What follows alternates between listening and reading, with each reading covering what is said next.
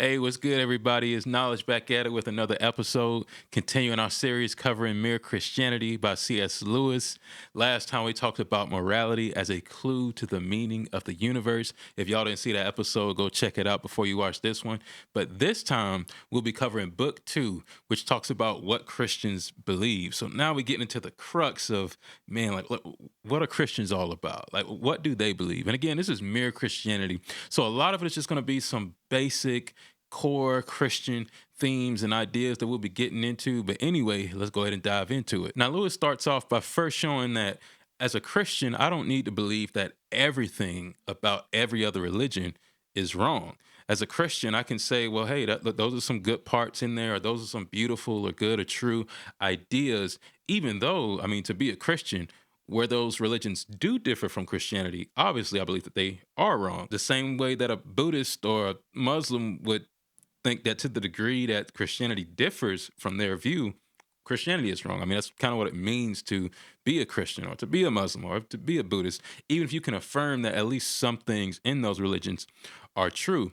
And now, what Lewis is getting at is the idea of religious pluralism. And I really like that he does this because a lot of people think that in order for you to decide the one true religion, you need to survey every religion out there. Otherwise, you can't really come to a conclusion about what the one true religion is. And Lewis really demonstrates that no, you don't have to survey every single religion because each religion falls into a general camp about ultimate reality. So one religion may think that ultimate reality is God. Another religion may think that the world itself is God, so to speak, that God and the world are inseparable. And what we perceive as, the world is just more of a human sort of like weakness or kind of like perspective on reality. Really, the world is God. So certain religions believe this. Other religions believe that there is no God, right? But generally, religions fall somewhere under those general categories. So if I can demonstrate that one is more plausible than the other, then basically I'm assessing multiple religions, even as I only assess a single worldview. And thus, if that worldview is plausible or can really make sense of the world that we live in, then I may be closer to the truth, even if I'm not surveying all of the religions that fall under that particular camp. Building on his idea about morality as a clue to the meaning of the universe, Lewis gets back to this idea of good and evil and basically how the major world religions, major worldviews have kind of viewed good and evil as it relates to God. So some religions would see God as beyond good and evil. Namely, that good and evil are more so human constructs. This is not just an atheistic idea, but some Eastern religions believe this sort of thing. That evil and good, these are more so like illusions. And as we come to really know God, really know the truth, we actually begin to see that there really is no objective good or objective evil, but more so humans are just limited in their understanding, and everything is one. God is one with the world, and the two are inseparable. God and the world are inseparable. Now, the Christian idea is that God and the world are two totally distinct things, right? God is separate from creation. So in Christianity, we call this the creator creature distinction. And when we think about evil, we think about it as something that has gone wrong with God's created world. Evil is not a part of God, it's not a natural part of the world. Rather, it's the result of a world gone wrong. Now, a lot of people kind of, object to this idea and they kind of see it as silly, like an all powerful and all loving God somehow creating a world that went wrong, really. And I love what Lewis does here is that he kind of gets testimonial in a way and just shares that as an atheist, that was my position. As an atheist, I just was not trying to hear all of these defenses about the problem of evil and God works in mysterious ways and God is really good, but he's, allowing things to happen. None of that was working for C.S. Lewis. And he kind of briefly describes what was going through his head and how this ultimately kind of led him to Christianity. He says, my argument against God was that the universe seemed so cruel and unjust. But how had I got this idea of just and unjust? A man does not call a line crooked unless he has some idea of a straight line. What was I comparing this universe with when I called it unjust? If the whole show is bad and senseless from A to Z, so to speak, why did I, who was supposed to be a part of the show, find myself in such violent reaction against it? A man feels wet when he falls into water because man is not a water animal. A fish would not feel wet. Of course, I could have given up my idea of justice by saying it was nothing but a private idea of my own. But if I did that, then my argument against God collapsed too. For the argument depended on saying that the world was really unjust, not simply that it did not happen to please my private fancies.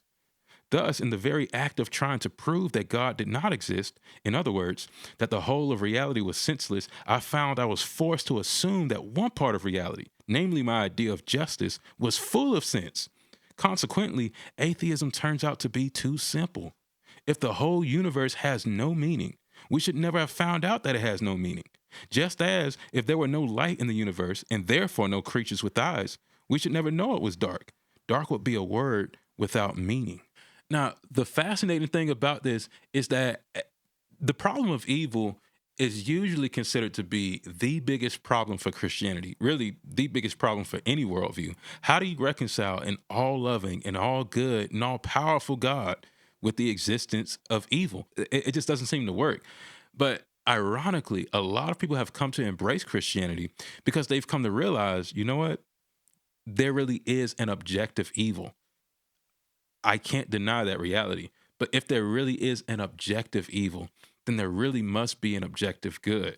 But if God doesn't exist, I'm forced to admit that these are human concepts. That what I call evil is just more so something that I just happen to dislike, something that's not really real. It's just a human made up idea. Maybe we just chalk it up to inconvenience or, just a disposition that we've come to embrace, through nature versus nurture, something like that. But a lot of people come to realize, no, there really is evil. Something is really wrong. And that really does depend on an objective standard of rightness and wrongness. And Lewis is saying this was the beginning of my belief in God, namely that my idea of justice, I knew that was real. And if that's real, if that has any objective validity, there must be a God.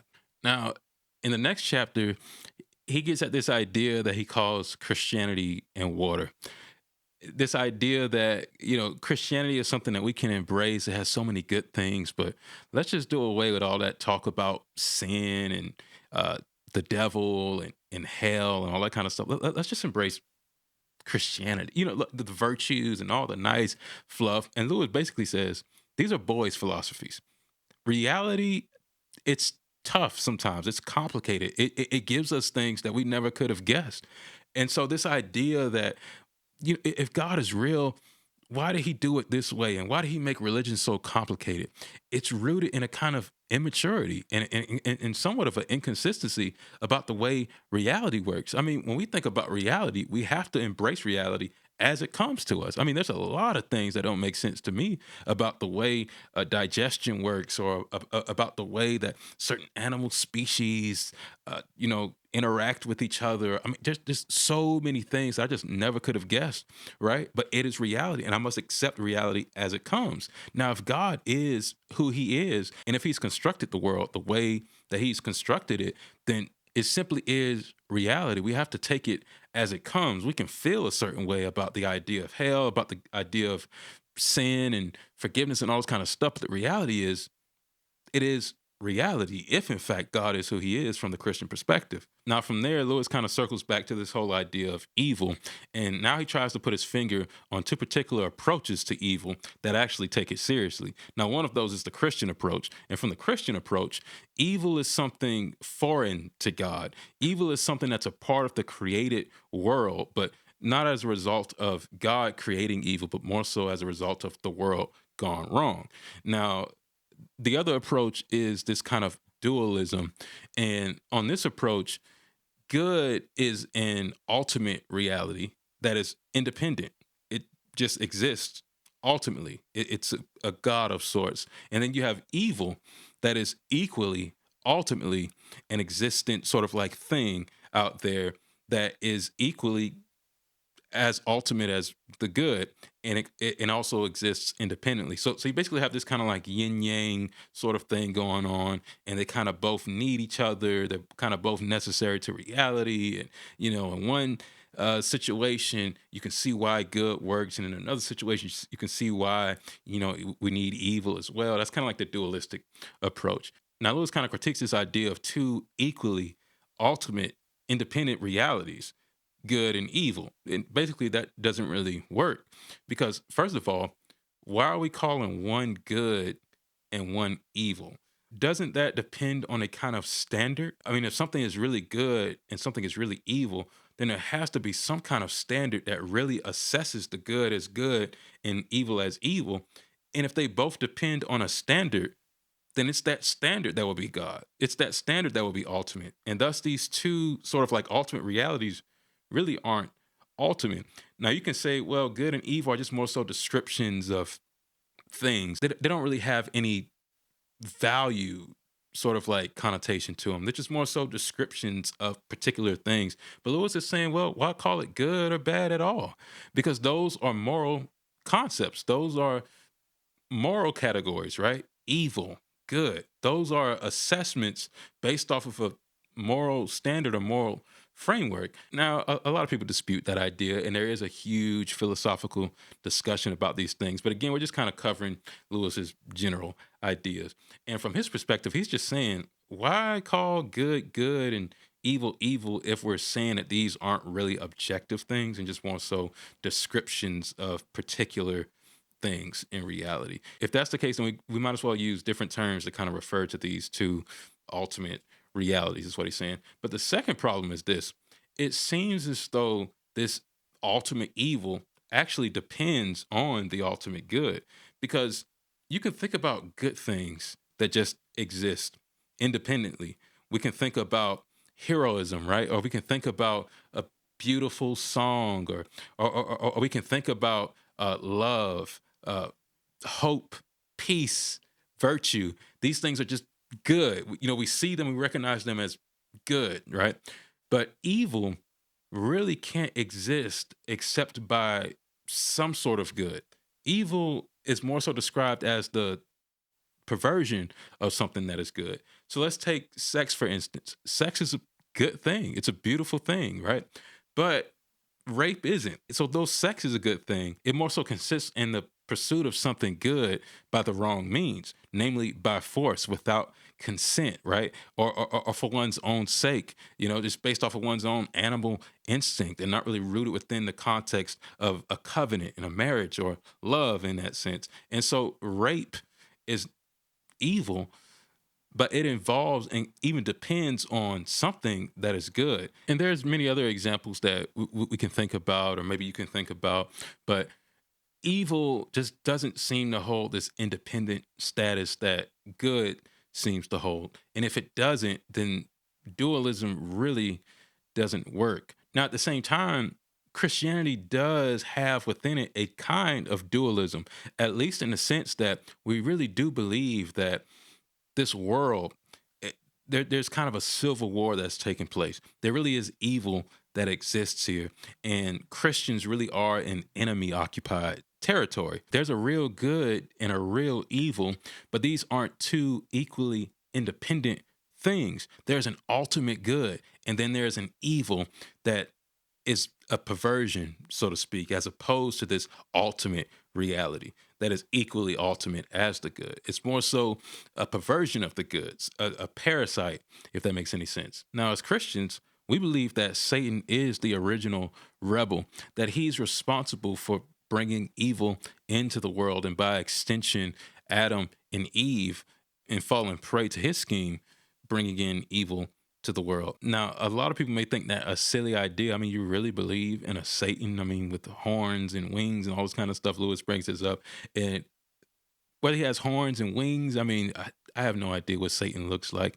I mean, there's certain medieval depictions of him, and there's certain biblical descriptions that are very vague and kind of hard to really kind of envision at times. But the point is, this being really does exist. And if that's wild to you, I mean, it's not any more wild than reality itself. I mean, just think about the birth of a newborn child. Think about the wisdom that's infused into creation for human bodies to be able to do what they do. I mean, regardless of whether you believe in evolution or some other, explanatory explanation for the origin of the universe, you have to agree that it is a wild thing. I mean, it's not something that you can just think of or just make up. It's reality. It just happened that way. And that is wild, right? And so I mean, in the same way, the existence of Satan may be wild. It may be hard to conceive of a being like that, but it's at least as wild as reality itself. Now, the typical question that follows after that is, okay, well, how incompetent could this God be to create a being that can go so horribly wrong? I mean, why create a being like that? I mean, is God not perfect? How does that make sense? How do you reconcile that with a good, all loving, all powerful, all wise God? And this is where Lewis makes what is classically known as the free will defense. He says, God created things which had free will. That means creatures which can go either wrong or right. Some people think they can imagine a creature which was free but had no possibility of going wrong. I cannot. If a thing is free to be good, it is also free to be bad. And free will is what has made evil possible. Why then did God give them free will? Because free will, though it makes evil possible, is also the only thing that makes possible any love or goodness or joy worth having. A world of automata, of creatures that worked like machines, would hardly be worth creating.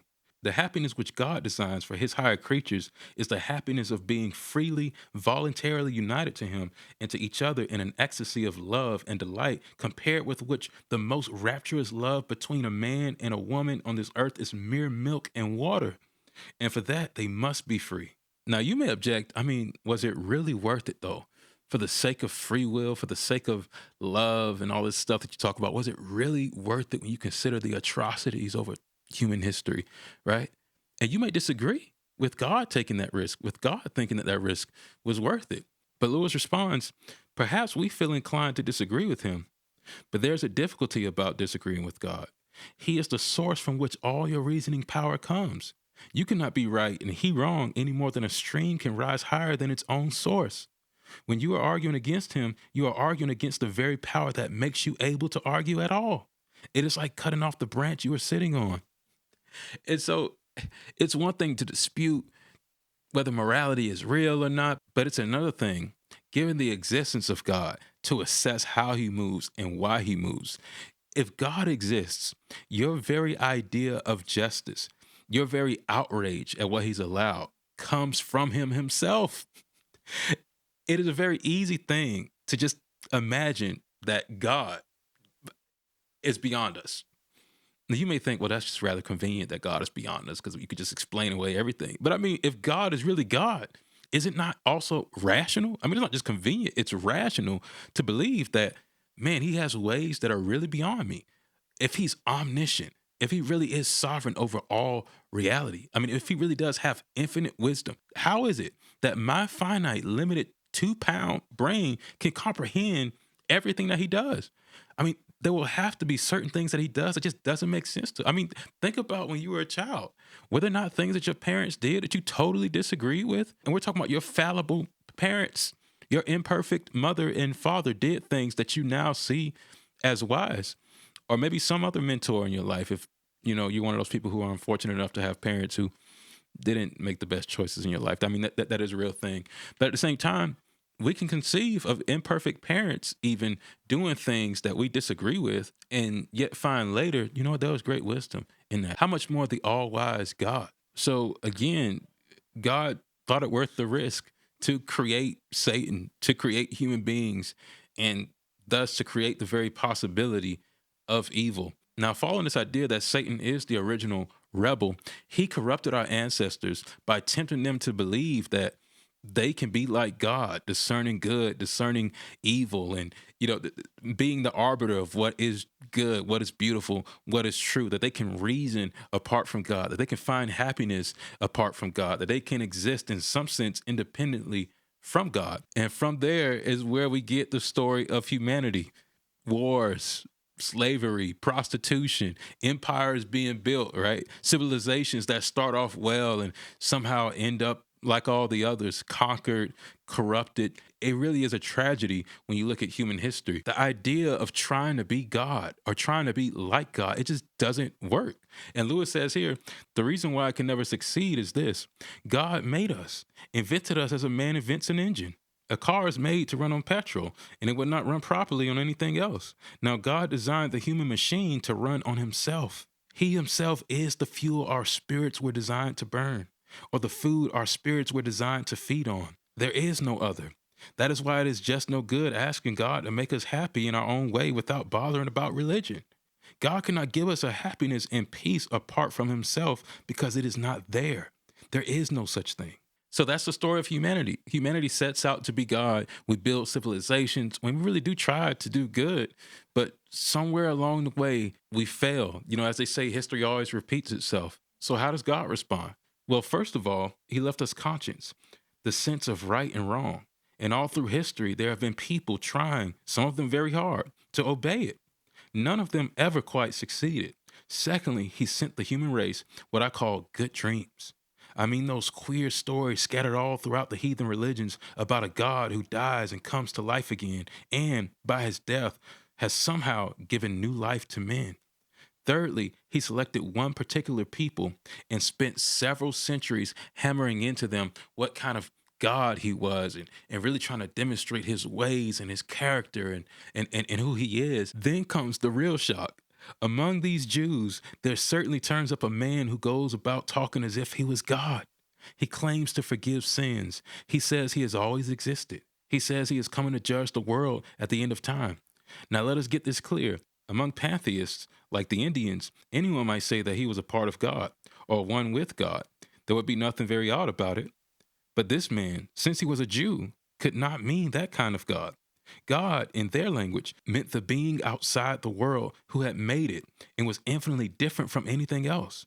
And when you have grasped that, you will see that what this man said was, quite simply, the most shocking thing that has ever been uttered by human lips. I mean, it really is a radical thing that a man claimed to forgive sins. And this is where his Lord, liar, lunatic argument surfaces. He says, I'm trying here to prevent anyone from saying the really foolish thing that people often say about him. I'm ready to accept Jesus as a great moral teacher, but I don't accept his claim to be God. That is one thing we must not say. A man who was merely a man and said the sort of things Jesus said would not be a great moral teacher.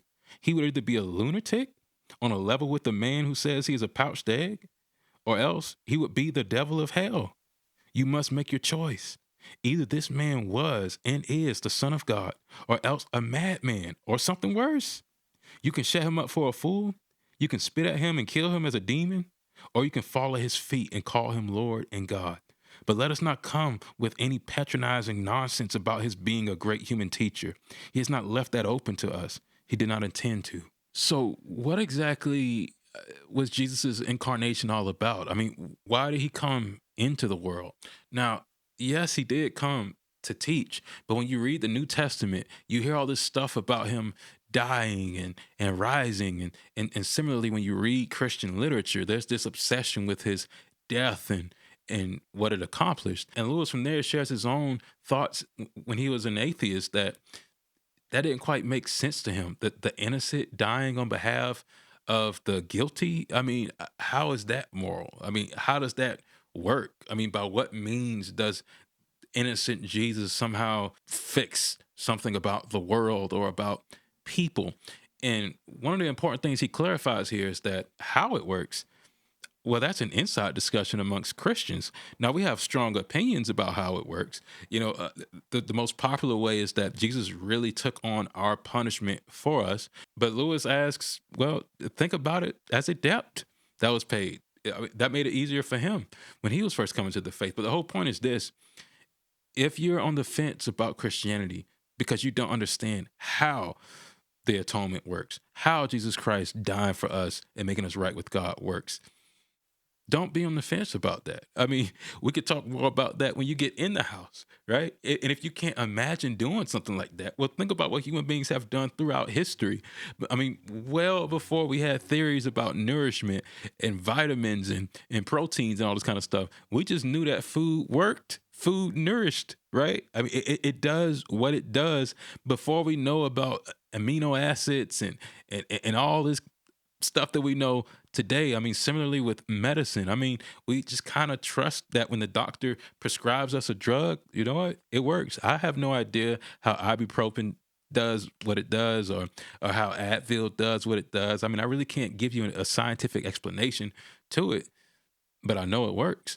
And similarly, somehow Christ's death and his resurrection has made us right with God. That, in essence, is what it means to be a Christian, to somehow put your hope in what Christ has done through his life, death, and resurrection. How exactly that works is not necessary to experiencing the fact that it does work. Similarly to food, sometimes you just have to taste to see, even if you can't explain it after tasting it, but yet you can still be convinced, no, you know what? It works. I've seen it. No, I can't give you an explanation as to how it accomplished what it accomplished, but I can tell you that it did accomplish what it claimed to accomplish. And that is the Christian claim that Christ has really set us right with God. Now, from there, Lewis tackles the whole question of, well, what got us there in the first place? Why do we need Jesus to atone for us? How do we end up in that situation to begin with? And he says, now, what was the sort of hole man had got himself into? He had tried to set up on his own, to behave as if he belonged to himself. In other words, fallen man is not simply an imperfect creature who needs improvement. He is a rebel who must lay down his arms. Laying down your arms, surrendering, saying you are sorry, realizing that you have been on the wrong track and getting ready to start life over again from the ground floor. That is the only way out of our hole. This process of surrender, this movement full speed astern, is what Christians call repentance. Now, from there, Lewis points out repentance is hard, right? I mean, who really naturally wants to lay down control over their own lives, control over their decisions, and their rights, and the things they want to do and how they want to do it and when they want to do it. I mean, it's a very demanding thing to really lay down your own way of doing things. I mean, really lay down your life and submit and offer up your life to God for his own use, for his own purposes.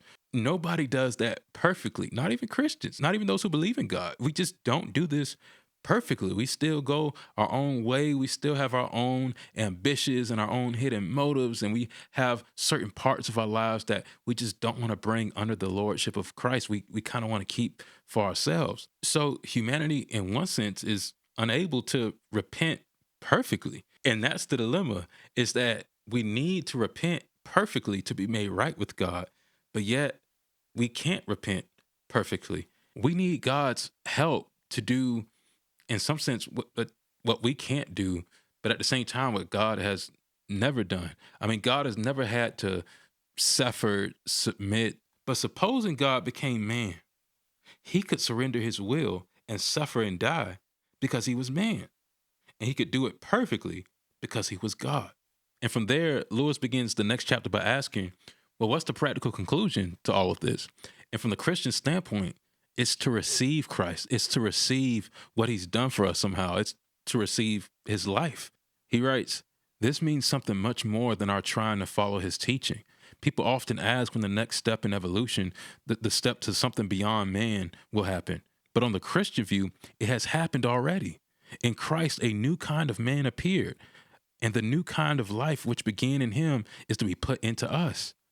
Now, how does that happen? I mean, how does Christ's life get put into us somehow? And before Lewis gets into it, he says, first, recognize it's going to be odd. Why? Not because it's not true, but because that's just how reality works, right? I mean, when you think about the way things are in reality. Reality is the kind of thing that you just could have never guessed, right? I mean, there's so many things about the way biology works and the way chemistry works and the way physics works where it makes sense to us having learned it. But a lot of times it's just like, man, I never would have guessed that chemistry works that way, or this makes this thing react in that way, right? That's part of the reason why we go get educated, because there's so many things about reality that you just can't guess on your own. It's like the more you examine it, the more you recognize, man, we have to take reality as it comes to us, and we can't assess the likelihood or the veracity of a thing based off of how predictable it is. And so Lewis mentions three ways in which Christ's life is communicated to us: through baptism, through belief, through Holy Communion. And some of us in different traditions within Christianity would like to emphasize other means, or even less means, or maybe one of these means over the other. But the point is, these are means through which Christ somehow implants his life into us. And so Lewis gets to the question of, well, why do you believe that baptism, belief, Holy Communion somehow communicates the life of Christ to you? Like, why do you believe that? And Lewis says, well, I believe that Jesus Christ is who he says he is. I believe that he really is God. Again, he's kind of just standing by his Lord, liar, lunatic argument. He's saying, given all the evidence, given his life, his death, his resurrection, its impact on the world, and kind of just its intuitive sort of rationale, I just believe Jesus Christ is who he says he is. And given that Jesus is who he says he is, I just take it on authority. I take it on his authority that these things really do communicate his life, really do transfer his life to us some type of way. And Lewis says on that point, don't get nervous because I said I take it on his authority. I mean, 90% of the things you believe based on authority. I mean, I've never been to New York, but I am convinced that New York exists. I've never been to Japan, but I'm convinced that Japan exists, right? I mean, there's so many things about the things we know, especially when you look at history. If you look at geographical facts and realities and I mean, 1,000 other things that we've never examined for ourselves, but we just take it on authority. I mean, people who have gone before us and borne eyewitness to some of these things, or maybe they've gone and gotten educated on some of these matters, and we just kind of trust them. We just kind of take it on authority because it comes from credible witnesses. And Lewis is just saying, well, that's what I do with the life, death, and resurrection of Jesus Christ. I believe he is who he says he is, and I just take on his authority that this is how we receive his life. But at the same time, Lewis makes it clear it's not like baptism, belief, and Holy Communion somehow free us from actually trying to imitate Christ. These aren't just passive things that we just kind of, receive and all of a sudden we just kind of, coast in life. No, we really do try to imitate Christ, and receiving his life is in some sense receiving that which really enables us to be like him. And so Christians are really in a different place than a lot of other people in the world, a lot of other religions in the world who are trying to be made right with God by their own efforts. In Christianity, it works differently. He writes, that is why the Christian is in a different position from other people who are trying to be good. They hope by being good to please God if there is one, or if they think there is not, at least they hope to deserve approval from good men. But the Christian thinks any good he does comes from the Christ life inside him. He does not think God will love us because we are good, but that God will make us good because he loves us. Just as the roof of a greenhouse does not attract the sun because it is bright, but becomes bright because the sun shines on it. So Christianity is involved in something much more different than your average religion. We're not trying to do good deeds to be accepted by God. Rather, we've been accepted by God. We choose to trust him, and in trusting him, we just receive the life of Christ. We receive what he's accomplished for us, and we've been made right with God, and we're trying to keep in step with what Christ has done, but we know we're not made right with God on the basis of what we do. When he puts his life in you, it makes you love the things that he loves and hate the things that he hates and long for the things that he longs for. In some sense, it makes you like him. There really is a union that happens. He then goes on to emphasize that this new life that we're talking about, we're not just talking about something conceptually, we're talking about something that really happens on the inside of us. I mean, something that really changes us on every level. He writes, and perhaps that explains one or two things. It explains why this new life is spread not only by purely mental acts like belief,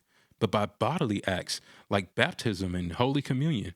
It is not merely the spreading of an idea, it is more like evolution, a biological or super biological fact. There's no good trying to be more spiritual than God. God never meant man to be a purely spiritual creature. That is why he uses material things like bread and wine to put the new life into us. We may think this rather crude and unspiritual. God does not. He invented eating. He likes matter. He invented it. Now, Lewis ends this part of the book by responding to a common objection that people make in light of all this. If Satan is so evil and if he's wreaking so much havoc and if he's responsible for this fallen state of the world and all this kind of stuff, why doesn't God just put an end to it all? I mean, he's God, right? I mean, why doesn't he just end it by force? And he says, God will invade, but I wonder whether people who ask God to interfere openly and directly in our world quite realize what it will be like when he does. When that happens, it is the end of the world. When the author walks onto a stage, the play is over. God is going to invade, all right, But what is the good of saying you're on his side then? When you see the whole natural universe melting away like a dream and something else, something it never entered your head to conceive, comes crashing in. Something so beautiful to some of us and so terrible to others that none of us will have any choice left. For this time, it will be God without disguise. Something so overwhelming that it will strike either irresistible love or irresistible horror into every creature. It will be too late then to choose your side. There is no use saying you choose to lie down when it has become impossible to stand up. That will not be the time for choosing. It will be the time when we discover which side we really have chosen, whether we realized it before or not. Now, today, this moment is our chance to choose the right side. God is holding back to give us that chance. It will not last forever. We must take it or leave it. Talk about a way to close a book. But that's book 2 of Mere Christianity. Man, I really hope y'all got something out of that. What Christians believe, just diving into some core big ideas. Again, I know this was just a rough sketch of what Christians believe. I mean, we can get very deep into some of these ideas he uncovered. So for some of y'all nerds out there, I know you're going to be like, man, there's just so much more to this aspect and so much more to the sacraments and so much more to free will and the fall and all this kind of stuff. Yeah, there is so much more to it. But again, this is mere Christianity, just giving people the big idea. And I think Lewis, I mean, he hit the nail on the head in terms of just the big idea of Christianity. Next time we'll be getting into book 3 on Christian behavior. Lewis is just going to be unpacking some Christian ideas about ethics and, just kind of surveying some of the things that we believe when it comes to marriage and when it comes to virtue and when it comes to how we should treat each other and what's that all about and, just things like that. So stay tuned for next time. I encourage y'all to like, comment, subscribe so you can keep up with this series. Till then, Soli Deo Gloria, grace and peace.